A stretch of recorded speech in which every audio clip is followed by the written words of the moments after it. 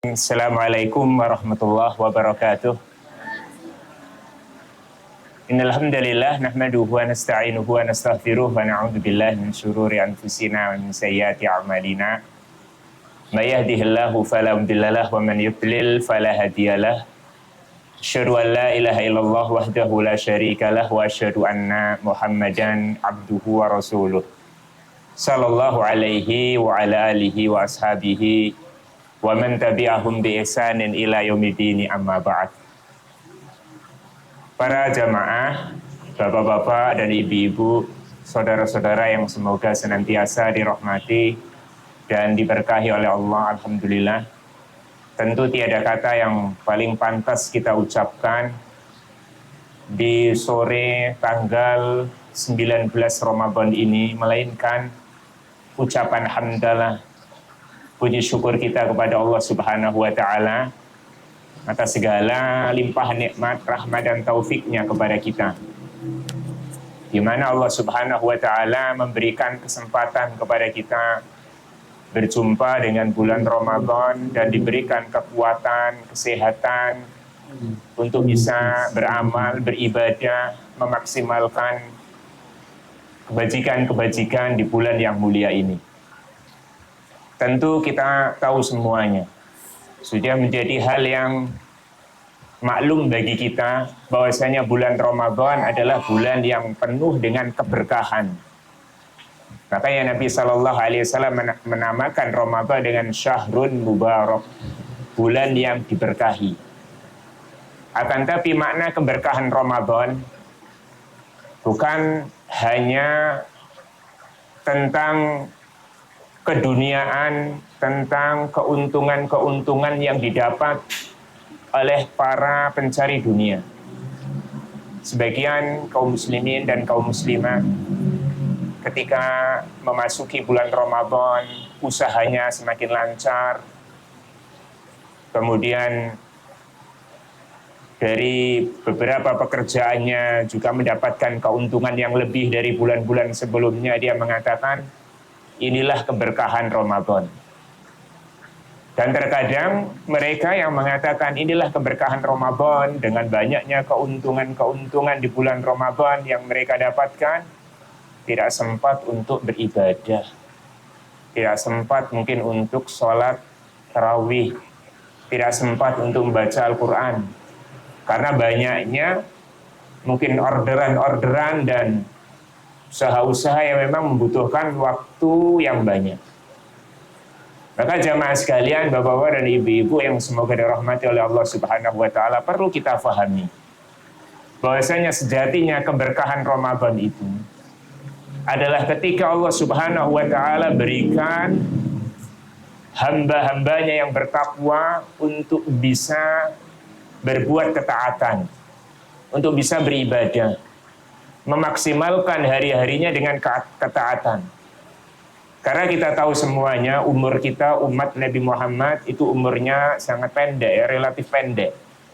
Kata Nabi Muhammad SAW, a'maru ummati ma baina sittina wa sab'in. Umur umatku itu antara 60 sampai 70-an tahun. Wa qalla man yujawizu dzalik, dan sedikit yang lebih dari 70-an tahun.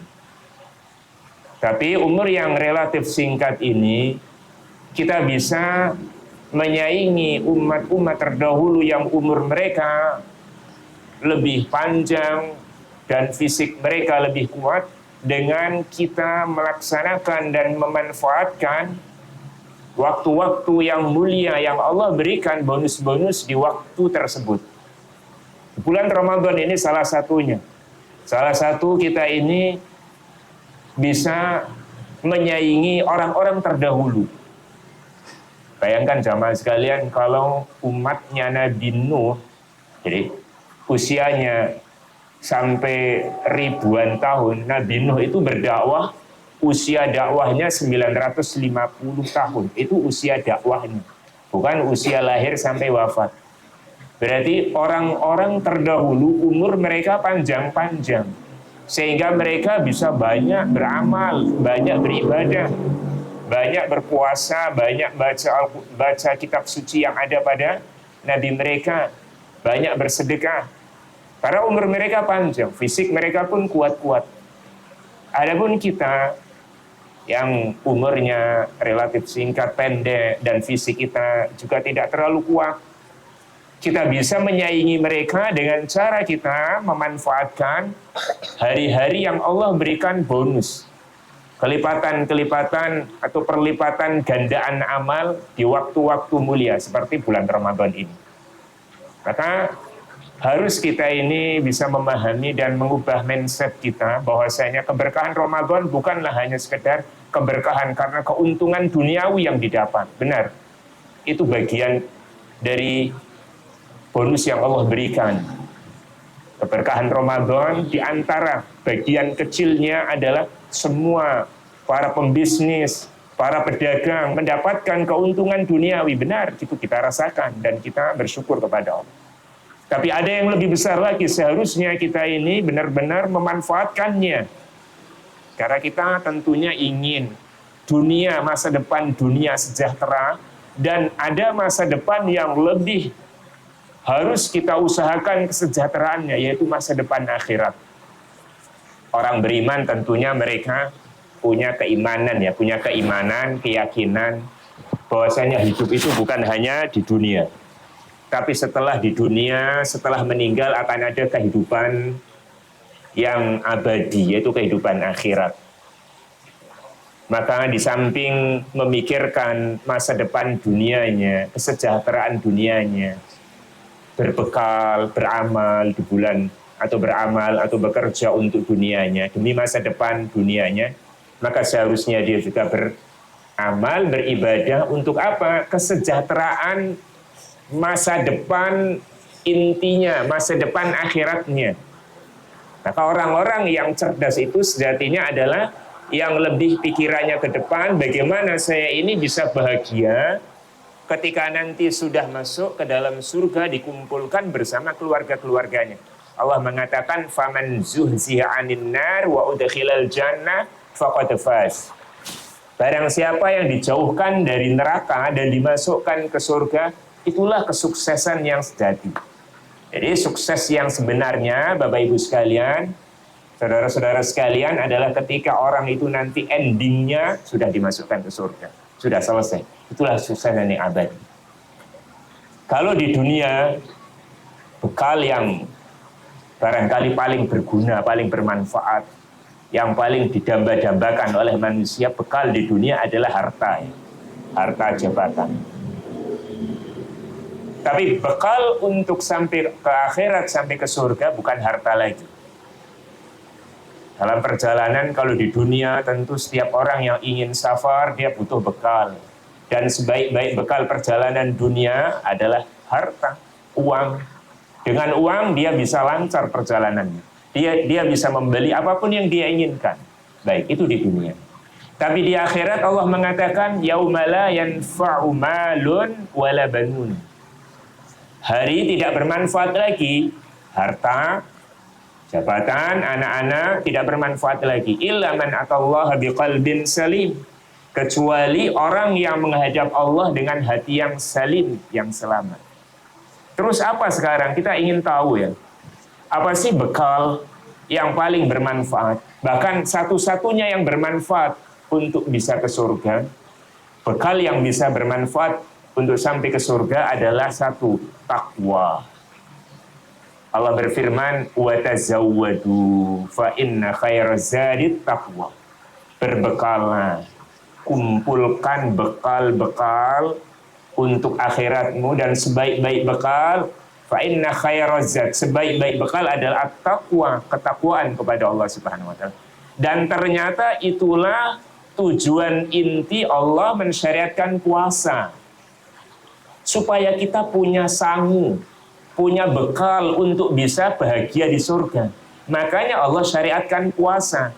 Jadi ketika Allah mensyariatkan puasa, Bapak Ibu sekalian, bukan Allah ingin menyengsarakan kita, membuat kita lemah, membuat kita ini susah, bukan.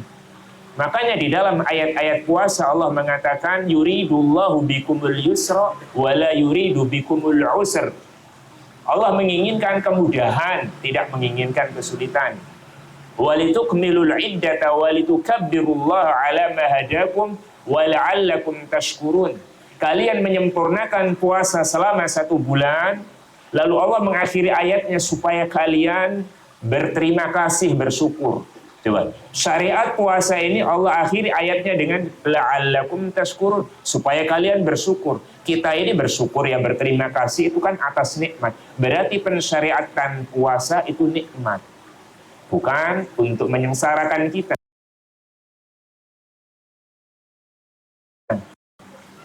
Supaya apa nikmat ini? Supaya kita ini punya sanggup, punya bekal untuk bisa bahagia nanti di akhirat. Kenapa? Karena sebaik-baik bekal menuju akhirat itu adalah ketakwaan. Ayatnya sudah kita bacakan. Dan Allah Subhanahu wa taala juga mengatakan, wasari'u ila maghfiratin min rabbikum wa jannatin 'arduhas samawati wal ard u'iddat lil muttaqin. Dan bersegeralah menuju ampunan Allah, bersegeralah menuju surganya Allah, yang surganya seluas langit dan bumi. Surga itu Allah katakan u'iddat lil muttaqin, diperuntukkan, dipersiapkan untuk orang-orang yang bertakwa. Kembali lagi kepada takwa. Mungkin Bapak Ibu sekalian dan saudara-saudara sekalian sudah amat sering ya mendengar istilah takwa. Mari kita tingkatkan ketakwaan kita. Seolah-olah itu hanya pemanis lisan para juru dakwah, para khatib. Kurang meresapi apa itu makna dari takwa itu. Para ulama mengatakan hakikat takwa, kita ingin bertakwa. Apa? Takwa itu sebenarnya apa?